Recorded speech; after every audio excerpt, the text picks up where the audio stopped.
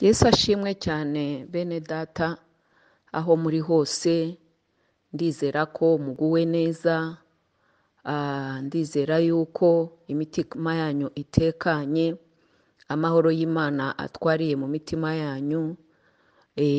Twebwe tugira icyo turusha abandi, tugira ijambo Imana yavuganye natwe, tugira ijambo ryahanuwe rirushaho gukomera. Ijambo ry'Imana riratubwira ngo muzaba mugize neza nimuryitaho. Rero muri iyi minsi ikigaragara ni uko abantu bahungabanye, uravugana n'abantu abandi bakakubwira bati se ko batubwira ngo dukore amasitoke ko twugarijwe, ibi bikaba bibaye nta mafaranga se, nta bushobozi, akazi karahagaze, abana biragenda gute? Ariko ndagira ngo muhumure mutekane, Uwiteka aracyari ku ngoma nk'uko nkunda kubivuga. Nta kudeta yabaye mu ijuru, nta gikuba cyacitse mu ijuru. Ni ukuri Imana yacu ifite controle ya byose, kandi papa wacu ni umubyeyi responsable, azi kureberera abana be, azi ibikwiriye ibyo tugomba mu gihe nk'iki. Hari wa mugabane w'amahoro yadusigiye. Rero niyo mpamvu ntangiye mbabwira ngo shalom shalom, mugire amahoro, mutekane, mugubwe neza. Uwiteka aratuzi, yaratubwiye mu ijambo rye ngo ntitukagire icyo twiganyira. Umwanditsi w'Abafilipi aravuga ngo ntitukagire ibyo twiganyira, ngo aho ibyo dukennye byose ngo bimenywe n'Imana, dusenga tubyingingiye kandi dushima. Rero turi mu gihe ibyo byose ntibitujyane mu kugira ubwoba, kuko tutarazwe umwuka w'ubwoba, ahubwo bitwegereza Imana, tugire umwanya wo gusenga, wo gutekereza, dore ko turi no mu kwezi ko kuramya Imana byimbitse. Nta cyatubuza kuramya Imana, nta cyatubuza gushima Imana mu bihe bikwiriye n'ibidakwiriye. Imana iracyari Imana, kandi natwe turi ubwoko bw'Imana, dufite kuyiramya, dufite kuyishima. Yesu ashimwe cyane. Rero turasoma ijambo ry'Imana riri mu Kubara 21 umurongo wa 8 kugera ku wa 9. Ushatse waza gusoma kuva ku murongo wa mbere, ariko kubera kucunguza uburyo umwete dusoma umurongo wa 8 n'u9. Haravuga ngo Uwiteka abwira Mose ati, cura inzoka isa n'izo uyimanike ku giti cy'ibendera, amaze uwariwe n'inzoka wese nayireba arakira. Mose acura inzoka mu muringa, ayimanika ku giti cy'ibendera. Uwo inzoka yariye yareba iyo nzoka y'umuringa agakira. Ubutumwa bwiza bwa Yohana ibice 3 ku murongo wa 14 harasubiramo aya magambo. Aravuga ngo kandi nk'uko Mose yamanitse inzoka mu butayu, niko umwana w'umuntu akwiriye kumanikwa, kugira ngo umwizera wese abone guhabwa ubugingo buhoraho. Kuko Imana yakunze abari mu isi cyane, byatumye itanga umwana wayo w'ikinege, kugira ngo umwizera wese atarimbuka ahubwo ahabwe ubugingo buhoraho. Kuko Imana itatumye umwana wayo mu isi gucira abari mu isi ho iteka, ahubwo yabikoreye kugira ngo abari mu isi bakizwe nawe. Turangirize mu Itangiriro ibice 8. Yesu ashimwe cyane. Ibice 8 umurongo ni uwa 20 kugeza kuri 22. Haranditswe ngo Nowa yubakira Uwiteka igicaniro, atoranya mu matungo yose no mu nyamaswa zose zitazira no mu nyoni n'ibisiga bitazira, atambira kuri icyo gicaniro ibitambo byoswa. Uwiteka ahumurirwa n'umubabwe. Uwiteka aribwira ati, sinzongera ukundi kuva mu butaka kubw'abantu, kuko gutekereza kw'imitima y'abantu ari kubi uhereye mu bwana bwabo, kandi sinzongera kwica ibifite ubugingo byose nk'uko nakoze. Isi ikiriho ibiba n'isarura n'imbeho n'ubushyuhe n'impeshyi n'urugaryi n'amanywa n'ijoro ntibizashira. Yesu ashimwe. Ntabwo ari ubwa mbere cyangwa sinzaduka wenda muri generasiyo turimo, wenda byaba twajyaga twumva ngo hano haje ebola, hano haje iki, muribuka ibicurane by'inkoko cyangwa n'ibindi ibyorezo n'ibyago byagiye bibaho. Ariko ndumva muri iki gihe ikintu kinyeganyeje isi yose kandi gifite ubukana nk'iyi corona virus ni ikintu kibayeho gisa nkaho gikomeye. Ariko urebye ibyanditswe, n'igihe cya kera, igihe hazaga ibyago, hakaza ibyorezo, hakaza mugiga, hakaza ibintu bikomeye, iyo abantu b'Imana bashyiraga hasi bakihana, yewe Mose na Aroni bahoraga imbere y'Imana binginga ku bw'Abisirayeli. Hariya twasomye mu kubara, Abisirayeli bitotombera Imana, bitotombera na Mose, manake bajya muri situwasiyo mbi cyane. Noneho Imana irarakara, iboherezamo inzoka zirabarya pe, bapfamo abantu benshi. Ngo Mose aragenda ngo atakambira Uwiteka, ngo Uwiteka ngo aramubwira ngo genda ucure inzoka imeze nka ziriya uyimanike, uyirebaho wariwe n'ubumara. Imana yacu ishimwe, ifite uburyo bwinshi ijya yumva amasengesho, ifite uburyo bwinshi itabara ubwoko bwayo. Inzoka y'umuringa ngo uwayirebagaho nta nubwo yayikoragaho, yayirebagaho ngo akazamura amaso, ngo akayitumbira, ubumara bukamuvamo. Mu izina rya Yesu turavuga ngo mu izina rya Yesu Kristo, amaraso ya Yesu yashoboye gukuraho ubumara bwose bw'indwara iyo ari yo yose, n'uburibwe ubwo ari bwo bwose. Turitwikiriza amaraso ya Yesu, turatura amaraso ya Yesu ku bacu, ku gihugu cyacu, ku miryango yacu, ku mahanga yose. Mwibuke isi windi dufite umuhamagaro w'amahanga. Nujya usenga rero, ujye usengera amahanga, wumve ko ari umwandu wacu Imana iduhaye, wumve uhari mu buryo bw'umwuka, usengera igihugu, ugihagararemo, minshagiremo amaraso ya Yesu, wirukane corona virus n'ikindi kintu cyose, wimike ubwami bw'Imana, kuko ni umurage wacu Imana yaduhaye. Niyo mpamvu ntidutinye, ahubwo duhagarare mu cyuho cyabo bene data batasobanukiye, bari mu bwoba. Ese abapagani bazagira ubwoba natwe tugira ubwoba kandi dufite Imana ishobora byose? Oya, ntibikabeho. Rero Yohana arongera bisubiramo ngo nk'uko Mose yamanitse, mu by'ukuri iki cyari ikimenyetso cy'umwami wacu uzava mu ijuru akareka icyubahiro kubw'urukundo n'imbabazi z'Imana. Twibuke nidusenga duce bugufi, dusaba Imana imbabazi kubw'ibyaha bigwiriye ku isi, bigwiriye mu itorero, bigwiriye mu bera. Dusaba Imana itubabarire, yibuke rwa rukundo rwatumye yishishimura umwana wayo akamanuka akaza kudupfira. Aba bantu bari ku isi ngo yakunze abari mu isi cyane.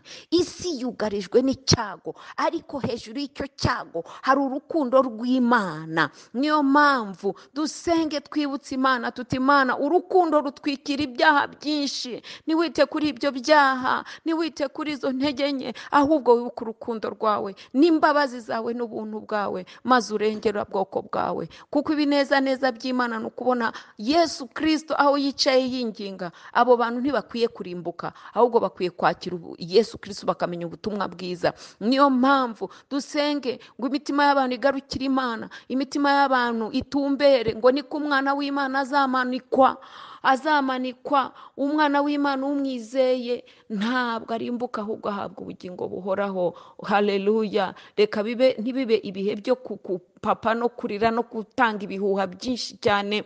Oya, ahubwo bibe ibihe byo gusenga no kwatura ubuzima, no kwatura ibyiringiro byacu, no kwatura amaraso ya Yesu Kristo. Nego kuko dufite Kristo yarabambwe. Yesu aravuga, ijambo rye riravuga muri Zaburi 100:3 ngo niwe udukiza indwara zacu zose.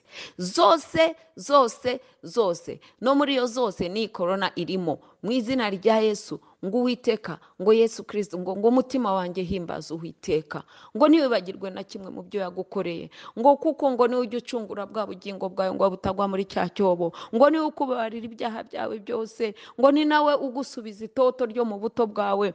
Rero bene data, nidukomere kandi twubakike mu mitima yacu kugira ngo dukomeze abo bene data. None se baracika intege kandi ari twe bategerejeho ubutabazi. yego ni byiza dukurikiza amabwiriza y'isuku, twirinde ahantu mu bantu, nubwo tudaterana hano kuri groupe tuzajya duterana, kandi media team irimo irakora ku buryo ku cyumweru dushobora kuzakurikira live, Imana nidufasha. Yego, ariko rero hagati aho imitima yacu ituze. Ushobora kumbwira uti ese umuntu ashobora kuramya Imana muri ibi byose? Ese tuzaramya Imana mu buryo bwimbitse turi muri ibi bibazo, turi muri izi ngorane, turi muri iki cyorezo kitwugarije, hejuru y'ibindi bibazo usanzwe wifitiye hiyongeyeho n'iki ngiki noneho tudafiteho kontrole, tutazi n'igihe kizashirira, n'abana bari aho ntituzi n'ibigihembwe kizagira gute, ariko Imana yacu irabizi. Yego, ndagusubiza nti yego, birashoboka ko wabasha kuramya, ahubwo igihe ni iki ngiki. Igihe ni iki ngiki cyo kuramya Imana, ukibuka ineza y'Imana, ukibuka iby'Imana yagukoreye.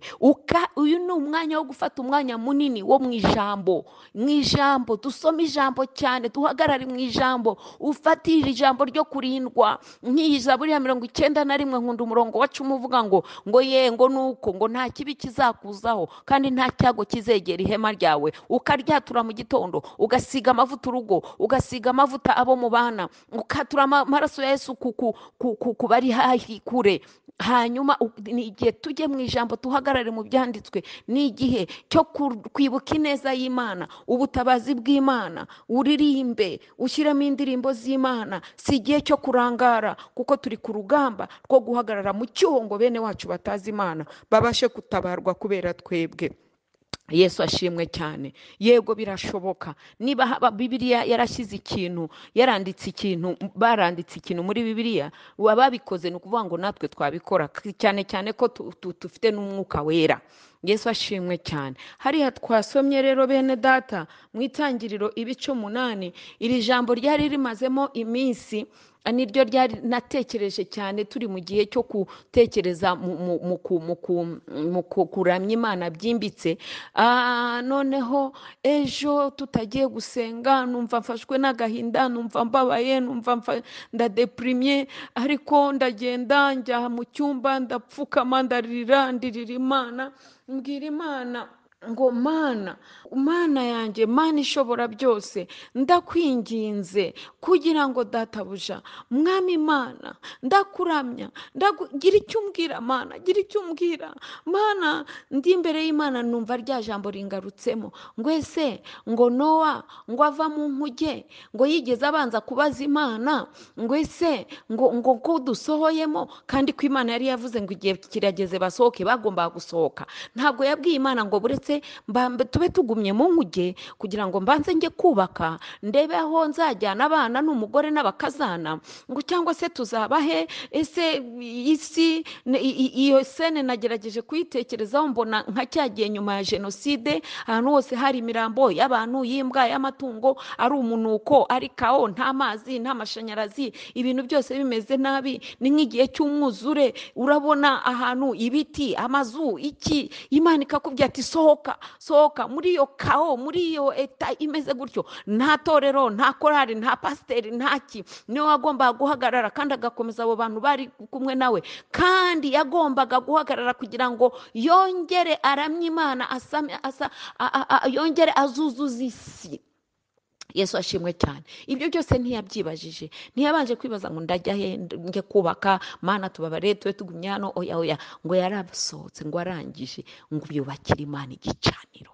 yubakira Imana igicaniro, ngo afata muri za nyamaswa izitazira, ngo azitambira Uwiteka kuri cya gicaniro, ngo arangije ngo Uwiteka arahumurirwa. Muri ibi bihe bitaduhumuriye neza, muri ibi bihe bitatuguye neza, muri ibi bihe bitaduhaye amahoro, nimureke dusa n'igicaniro, mureke turamye Imana byimbitse, nimureke tuvuge ineza yayo, tuvuge urukundo rwayo, tuvuge ko yaduhaye Kristo, tuvuge ko twacunguwe, tuvuge ubuntu bwayo, tuvuge ko tubyuka tugasanga turi bazima, tuvuge kugenda mu modoka ugataha uri muzima, tuvuge yuko uburinzi bwayo, tuvuge kurya bigakunda, utera intambwe bigakunda. Inshuti y'Imana, dufite byinshi byatuma dushima Imana, iryo shimwe rigatuma twinjira mu kuyiramya, tukavuga ineza yayo, tukavuga urukundo rwayo. Ngo Imana, ngo aho kugira ngo yumve wa munuko na bya bisituwasiyo biriho na bya bibazo, iki si igihe cyo kusengera ibibazo, iki ni igihe cyo kwibagirwa ibibazo, tukaba tubishyize ku ruhande, tukambaza Imana, tukayitakambira,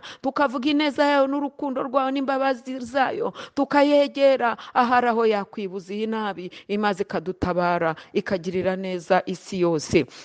Ngo maze ngo uwo mubabwe ngo urazamuka. Ni igihe cyo kuzamura umubabwe mwiza, ni igihe cyo kuzamura amagambo y'ishimwe, ni igihe cyo kuvuga gukomera kw'Imana, ni igihe cyo kuyihendahenda, tukayishimashima, tukongera tukayitereta, tukongera tukavuga ko tuyiringiye. Ni igihe cyo kwatura ibyiringiro byacu, amaze ngo Imana irahumurirwa we, haleluya.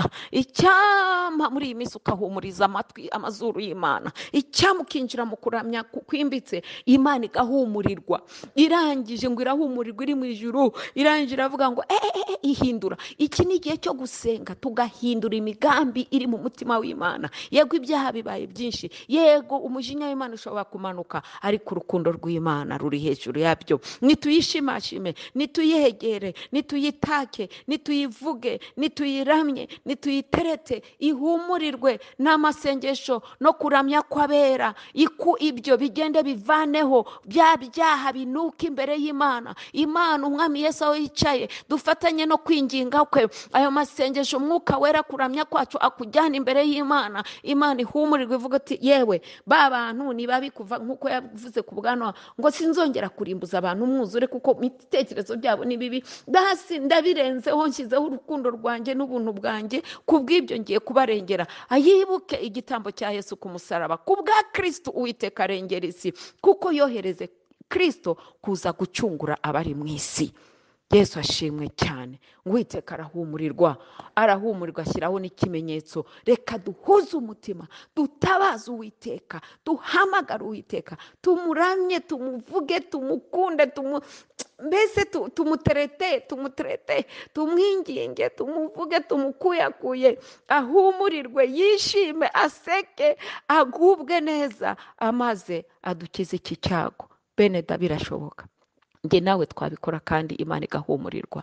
Wa mudamu se ntiyazamuye umubavu mwiza ngo inzu yose igatamamo umubavu? Iki ni igihe imbere y'Imana tugomba kuhuzuza imibavu ihumura neza, ariyo kuramya kwacu, ariyo kwicisha bugufi kwacu, ariko guhagarara mu cyuho cyabo baracyari mu mwijima. Shuti, ibuka ko nawe wigeze kuba mu mwijima.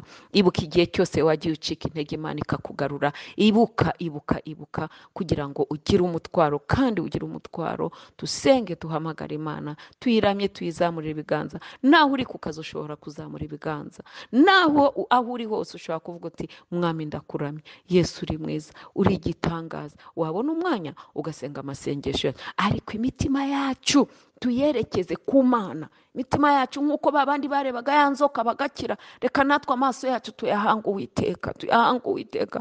Umukiza n'umutabazi wacu aricaye kandi aratwingingira. Nshuti zanjye, iryo jambo ryamfashije, reka namwe ribafashe, kandi koko mujye muryumva, murisengeremo, murihagararemo, kugira ngo mukomezwe mu mitima yanyu. Si igihe cyo gutatana, si igihe cyo kupagana, si igihe cyo kuhenebera, ni igihe cyo kuzamura imibavu myiza. Uwiteka agahumurirwa, agahindura imigambi yari yafashe, maze tukabona gutabarwa, maze mu gihe Kristo ataragaruka tugakora umurimo yadushinze. Twibuke gusenga.